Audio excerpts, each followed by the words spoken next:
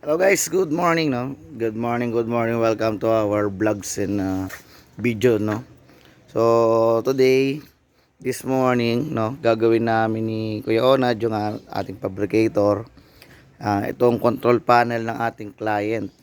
So siya yung nagpa-fabricate ng mga control panels natin. Yan siya. Ayan, si Kuya Onad. Ito yung shop natin no. Yung shop pala ni Boss di atin. Yan. So ito yung panel. Ayan, layout na, naka-layout na yan. So, ito, paper lang muna. Ito yung pinaka-actual drawing talaga, guys, no?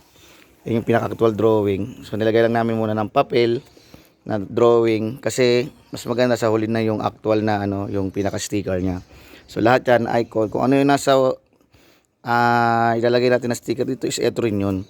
So, bubutasan namin yan. Yan. Bawat icon, butas yan. Ito ay para sa batching plant, no? Itong mga butas dito, indicator yan, itong tatlo. Ito weighing indicator ng mga load cell. Itong tatlo na to dito, yan yung indicator ng line 1, line 2, line 3. Ito naman ammeter ng tatlo rin. So meron tayong digital na indicator diyan. So ayan yung ginawa niyang panel no. Ba ang ganda guys no. Assemble lang dito yan sa Pinas. Only in the Philippines. Kaya na, yan yung ating fabricator.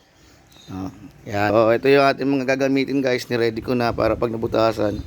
Meron tayo yung CPU, PLC, S712, mga buttons, relays.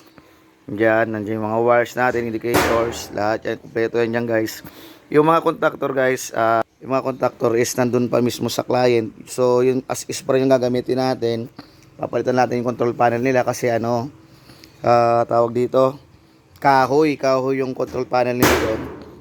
Gagawin natin yan. So ayan, puncheran niya na. Ayan, pinapuncheran niya para sa pagbubutas no. Sinasendrohan niya na yung mga butas. So balikan ko ulit kayo guys pagkatapos naming magbutas dito. Papakita ko sa inyo yan no. Sige guys, salamat. Shout out sa lahat ng aking followers, subscribers at bashers. Mabuhay kayong lahat.